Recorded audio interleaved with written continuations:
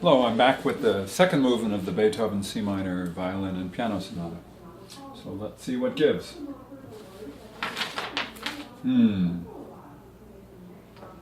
Adagio cantabile.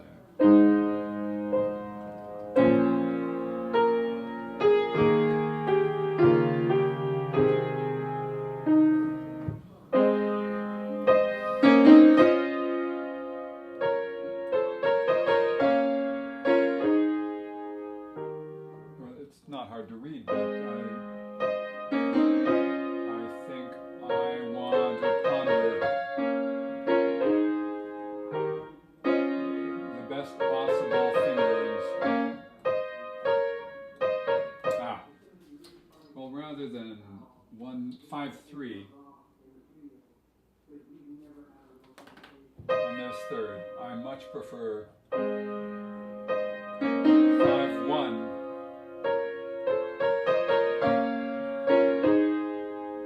That gives such a better gesture. And there's a subito piano.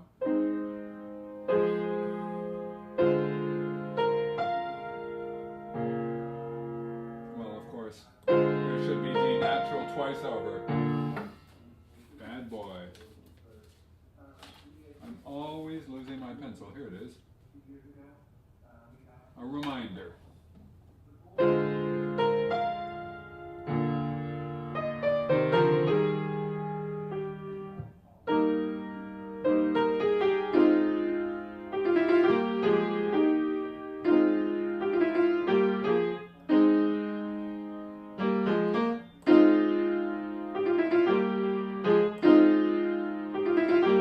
There's a very odd thing here. It's got a 3-note chord. Well, actually, I can just let go. That's what I'll do.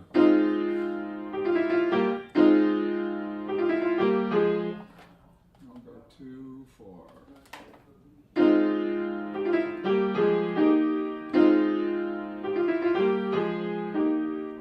Again, a subito piano. Got it.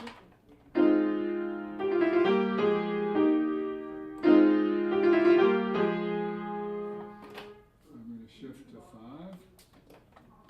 Just here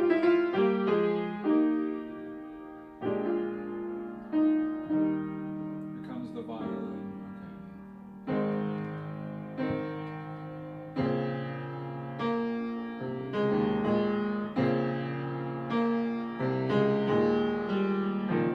Okay. I've got to make sure I haven't been doubling. 1, 2 and 3 and 4. No, that's been right. I suddenly had this suspicion I was doubling 16ths. Sort of gavotte like it starts in midstream.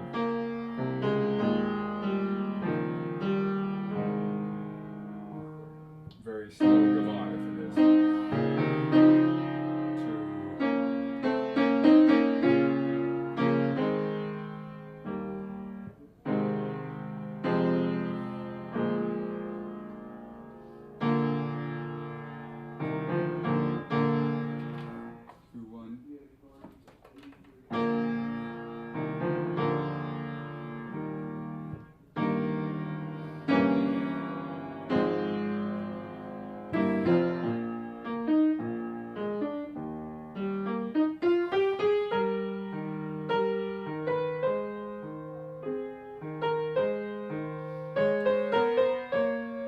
Is that right?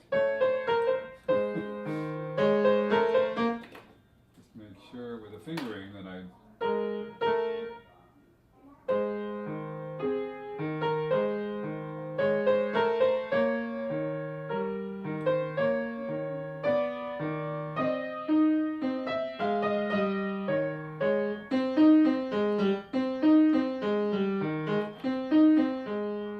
I'll just put in a thumb.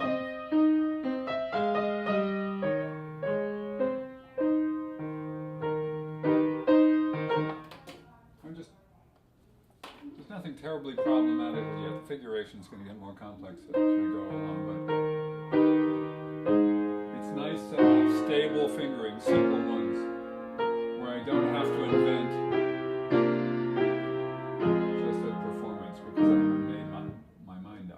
So. I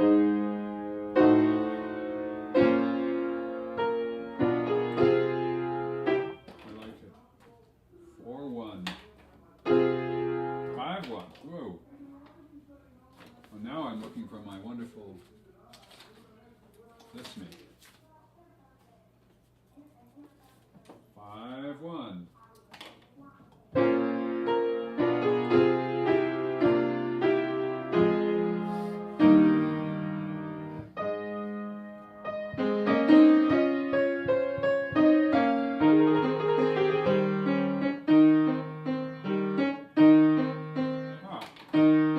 Sneaky fingering.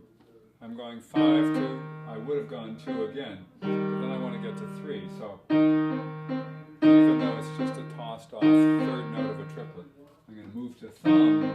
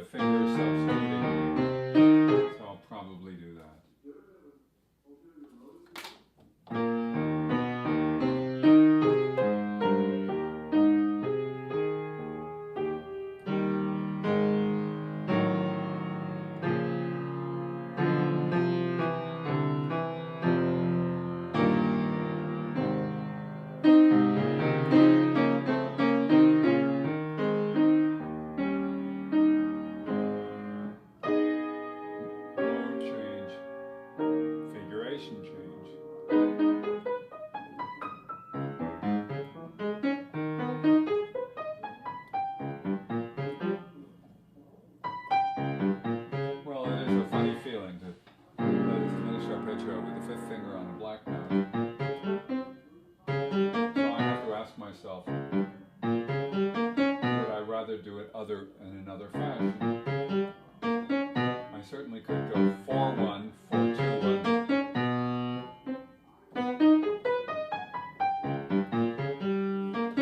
I think I'm going to suggest it to myself and see if I listen. Oops. 4-1 for the first tritone, then 4-2-1.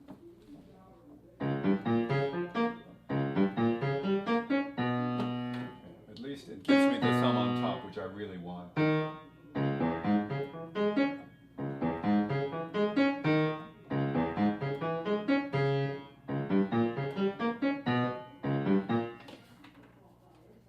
Watch me change my mind super quickly. I did the D flat minor with the 5th finger.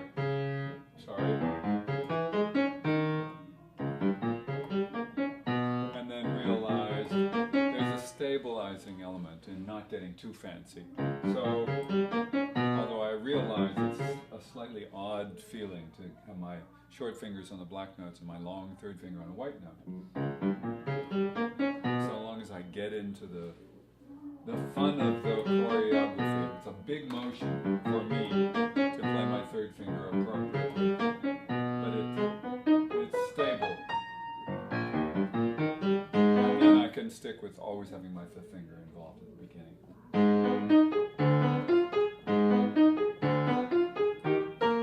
I have an old fingering rhythm. You have no idea how weird it is to know that you were there before, but have no recollection of it, or very little. Unlike the Czerny variations I was practicing earlier on, where everything was snapping into rather vivid detail very quickly, and there was ear memory and body memory and mental assurance. This just feels so unfamiliar, indicating indicating I haven't played it very often, and not in a very long time.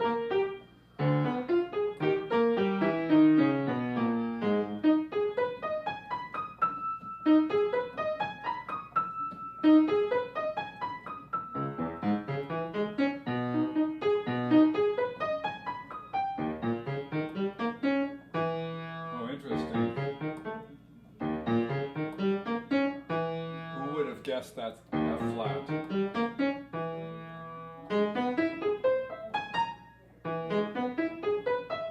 I'm going to go with the editor's suggestion to have a second finger black note, nice standard arpeggio fingering.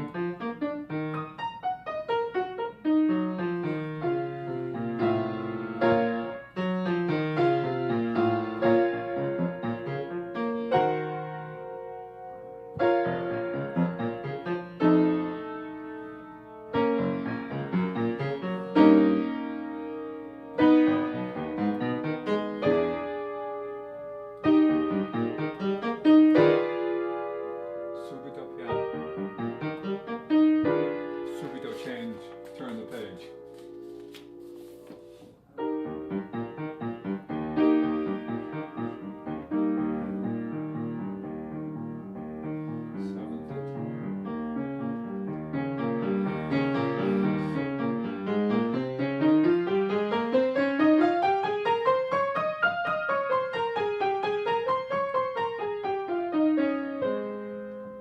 So, prepare the way for the reprise.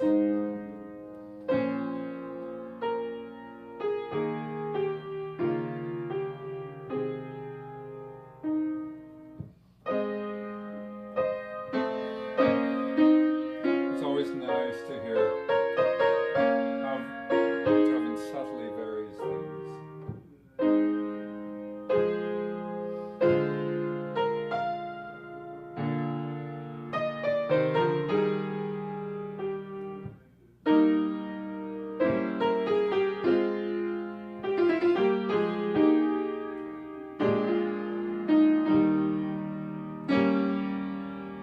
Lots of scales, marked sempre leggermente. So, also I'm assuming because there's no slur.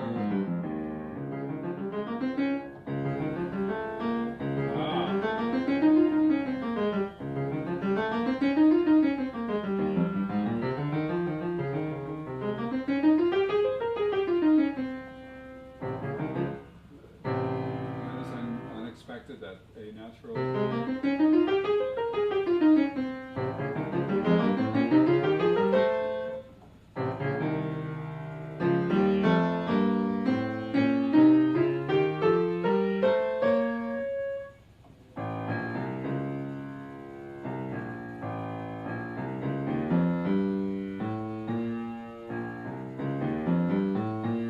Okay, so I certainly have to have an identity for this. B flat minor, melodic ascending.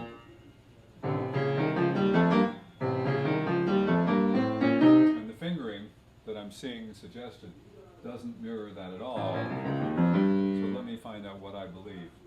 If I were,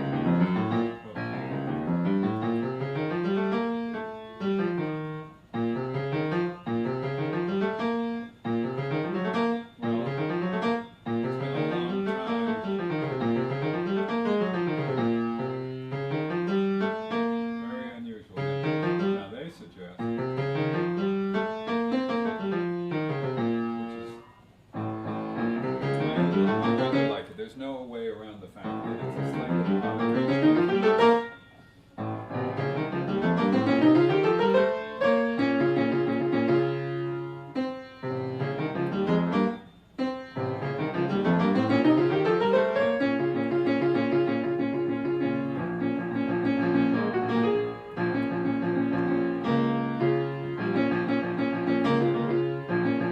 The way Beethoven has notated these tremolos, particularly this one, which is oscillating between the top of the bass clef and the bottom of the treble clef. It's just very odd. I don't know if Beethoven did that. Probably he did. But it's very hard to read.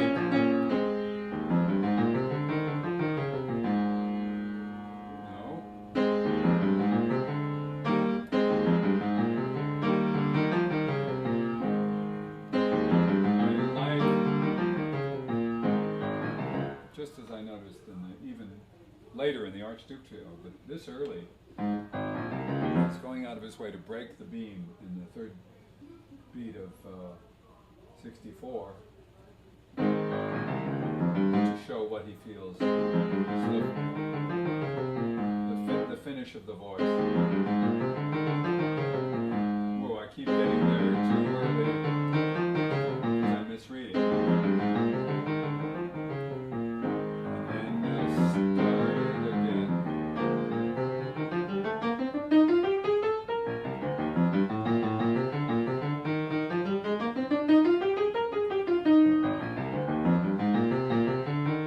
Is that right?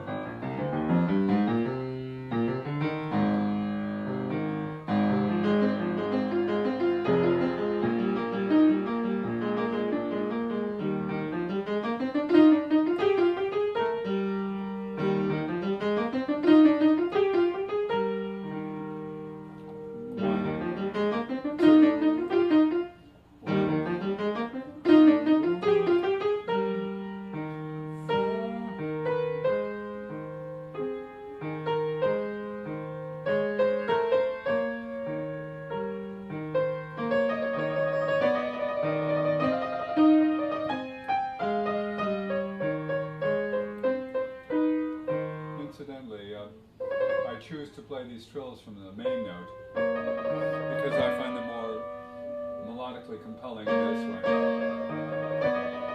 We know with Beethoven, we're often in a quandary about when he looks back and when he looks forward in his practice.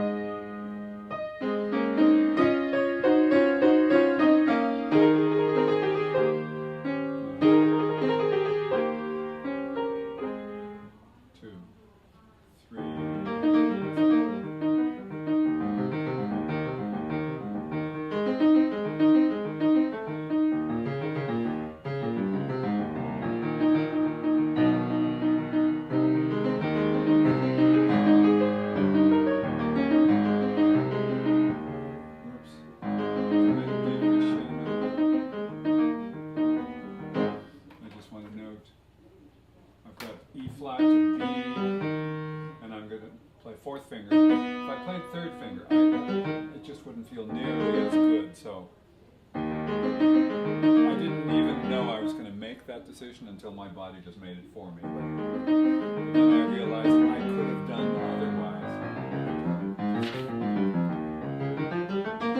Whoops.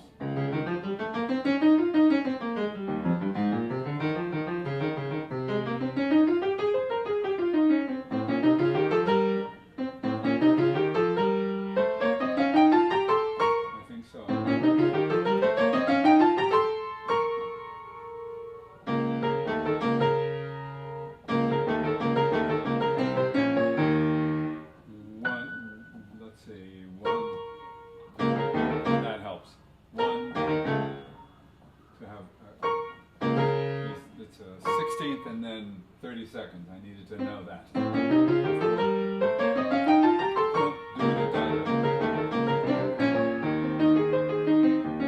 It makes the rhythm work out or the meter. Well, here I don't know. Am I being inconsistent? You bet. I kind of like the appoggiatura there. Artistic license. 2. There was this pianissimo in C major, big surprise. Rocket. Suddenly I feel as if I'm there. Ha! Sorry for laughing out loud, but that was a shocker.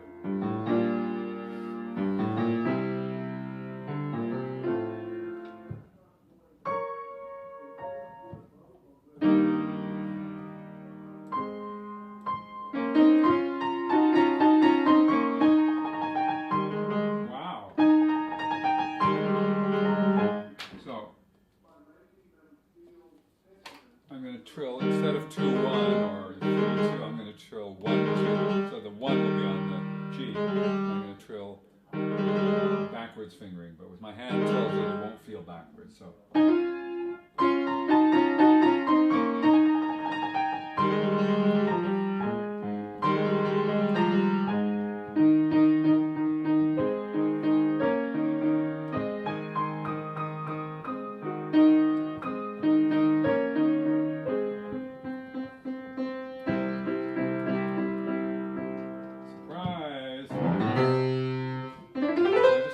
I'm putting it in the right place. 1,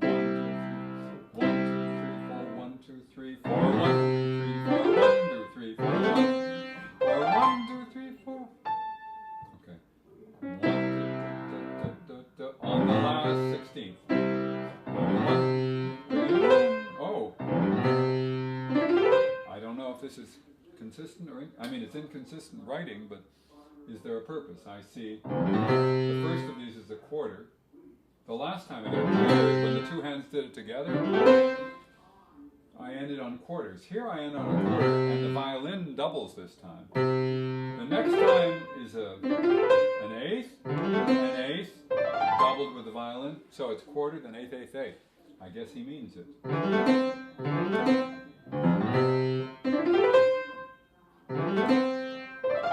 I might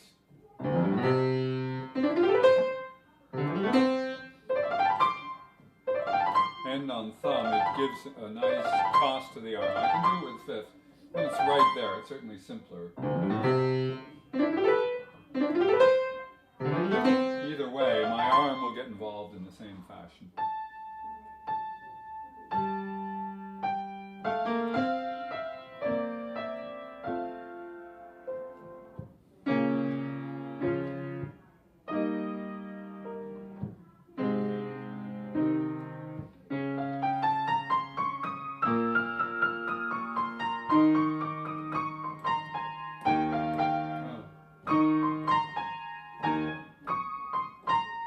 That's interesting. So, don't take anything for granted. You look at a passage like this in measure 102, you see all the little grace notes, and assume each one leads from where you left off, especially if the first two are like that. So it goes E flat to D flat, then that ends on C, and you start again on C. Then the next one is a retake. I'm going to mark that.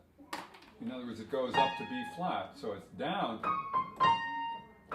Take the note you left, now move beyond it, above it, and okay, so the pattern is take the note you got to, then move up for the next four-note group, move up for the next four-note group. So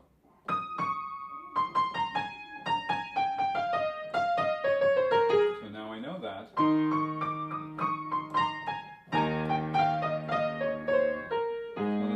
You have to discover.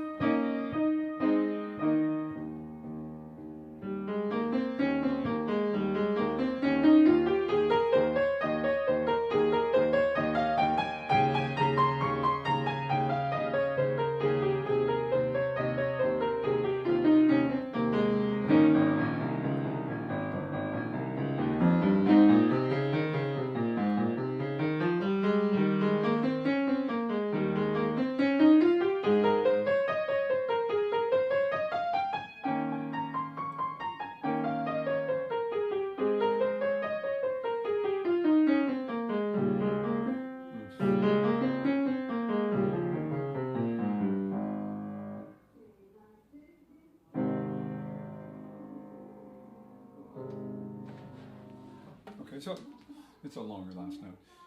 What I discovered here is it's eminently playable. There are not a lot of tricks here, but there are just enough little details that I needed to be able to confront, and I'll want to review them before I have my first rehearsal, because the little details make a big difference. There's a few rhythmic tricks, there's a few reading tricks, or not tricks so much as surprises.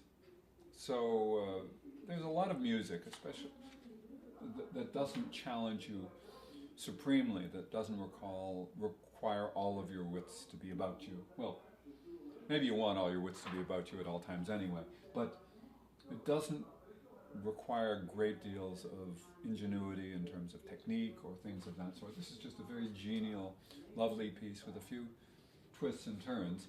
And being a good partner, I think it's appropriate for me to have a snapshot of what's going to happen going into the first rehearsal.